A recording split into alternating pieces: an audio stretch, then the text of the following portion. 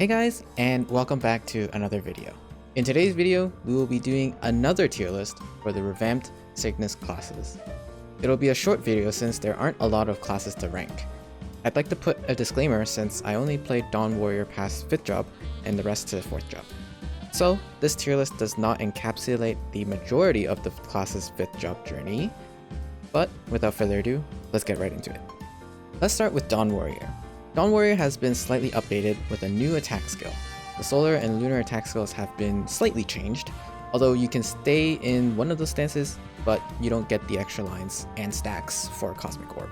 In solar stance, the slash's hitbox has been updated so that now it hits further and higher.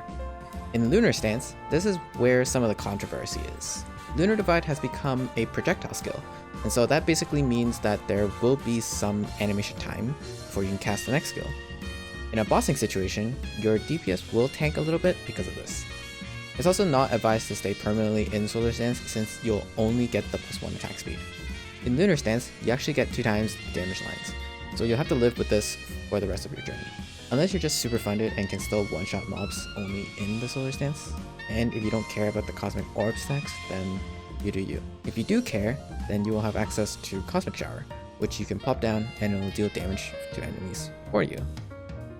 The duration of Cosmic Shower will be increased based on the number of Cosmic Orb stacks you have. Each stack will give you 3 seconds on uptime.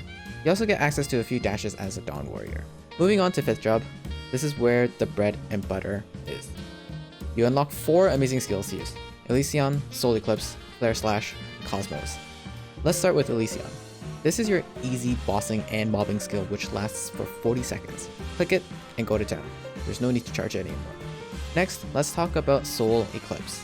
Click this button and you can go grab a cup of water because it'll kill everything in the map for the next 40 seconds. If you want to get that extra bit of damage, click the skill again to end the duration for a huge burst and iframe. Moving on, Flare Slash is a passive that activates every 12 seconds. It's got a huge hitbox, which will be very helpful while defeating mobs. Finally, let's talk about Cosmos. This skill is where your Cosmic Orbs come to play. If you get 10 stacks, which is the maximum amount of stacks that you can have, Cosmos will have a faster attack cycle. That just means more damage when it touches things. Overall, I will put Dawn Warrior at S tier once you hit 5th job, that is. For pre-5th job, I'll put Dawn Warrior at S- or A+. Not that we have a category for that, but you all know what I mean. It's not necessarily A tier, because out of all the Cygnus Knights, Dawn Warrior is probably the best one. Anyway, let's keep moving on. Nightwalker has probably received the best revamp out of all the Cygnus Knights. Shadow Bats has been hugely improved with a 100% chance to spawn and bounce to enemies. So, no longer is it unreliable for training. You also no longer need to use Stardust for mobbing. You can just use Quadruple Throw in tandem with Shadow Bats for mobbing. It's pretty good. Let's talk about Ravenous Bats next, because this is a skill that you unlock at 4th job. During my live stream, I was notified that you basically just switch to this skill when bossing, since it doesn't bounce to other enemies. It kind of only bounces to like the main enemy. So, essentially, use Shadow Bats for mobbing and use Ravenous Bats for bossing. Pretty simple. I haven't really played this class up till 5th job, but it's pretty much the same as the current 5th job. You get access to some more mobbing skills, a bossing/mobbing skill, and your burst. Overall, I'll put Nightwalker in the A tier, mostly because Nightlord is probably better.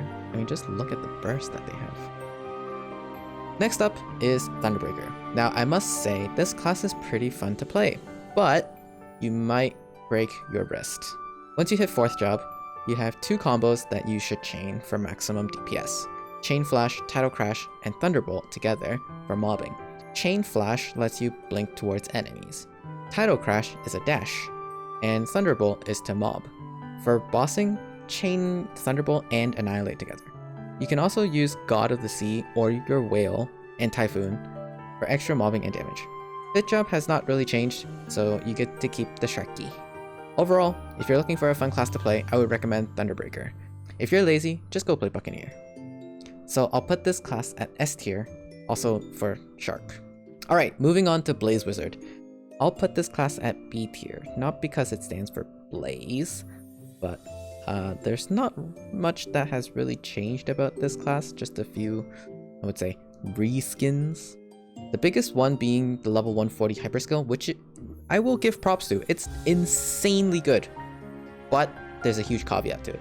It only lasts for 15 seconds with a 90-second cooldown.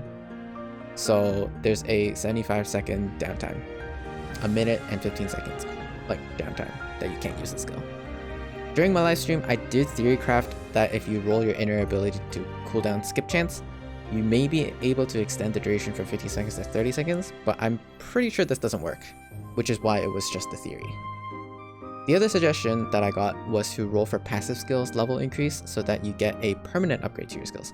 Basically a permanent combat orders, this way your skills just do more damage in general. Because combat orders, well at least decent combat orders, it only increases your 4th job skills by 1 level. But I think if it's in your inner ability, I think it increases all of them by 1 level. Correct me if I'm wrong. Anyway, the lion and fox have been updated a little bit as well. If you want to send your fireballs only in one direction, you'll have to use the fox version. In order to use the fox version, you have to press the down arrow key and the skill in order to activate it. Otherwise, the lion version will prevail and your fireballs will return to you.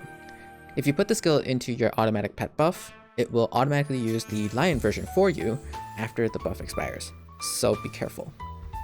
Anyway, Blaze Wizard essentially just got a reskin of their skills plus the new hyper skill. It's not that different from the current Blaze Wizard, it's still really clunky, so that's pretty much it. Plus, there are other mages that are way better than Blaze Wizard, so go place those instead. Moving on to Wind Archer. I'll leave this class at C tier.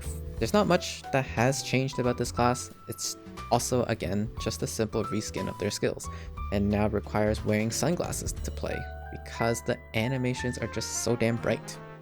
I would also recommend you playing other bowman classes, because Wind Archers are the only bowman class that still cannot move while using their hurricane skill. I don't know why, it's the only one that can't move. So the workaround is just to spam that skill by tapping it as you move around the map. That is the only way you can move with your hurricane skill. Or you can just be lazy and use Fairy Wind, which was originally a 2nd or 3rd job skill, but now a 4th job skill to mob. I actually saw a lot of Wind Archers just use that skill for mobbing and then use their hurricane skill for bossing. The hitboxes of their skills aren't that fancy either. The only positive point I can say about Wind Archer is their bossing. Their bossing is really good. You can stand in one spot and hold down Song of Heavens, which is your hurricane skill, and avoid attacks with Wind Block. Other than those slight changes, this class is still essentially the same as the current Wind Archer, so there's not much to drool over. Finally, we have Mahal, and I'll put this class in A tier. This might be a little bit controversial, but I think Mahal is just the discount version of Paladin, to be quite frank. They're very tanky, they can guard attacks, and even reduce percent HP attacks, so essentially a Paladin, without the 40-second invulnerability. Their mobbing is good and smooth, and once you hit 5th job, they steal Dawn Warrior's 5th job skill too. Sword of Soullight is basically Dawn Warrior's Elysian, just light version. There's not much to really say about Mahal since warriors are already very versatile. With everything that they need at arm's reach, it is tailored to the majority of players that want a little bit of everything. At the end of the day, this tier list is just my opinion on the classes, and there may be better alternatives to them. So if you find a class that may be appealing to you, just play it. If not, then just level it up to 200 for Legion and ditch it. Overall, the Cygnus Revamp has been kind of mediocre, as a lot of the revamps were just updated animations. Hopefully the Resistance and Hero revamps come out way better. Anyway, if you guys enjoyed today's video, feel free to show your support in whatever way you fancy, and I'll see you all in the next video. Take care. Oh, before you guys leave, I'd just like to insert a little bit of a plug. I don't really do this often, but if you guys want to check out the interview that I filmed, please check it out and give it some support. That would be greatly appreciated. Thanks.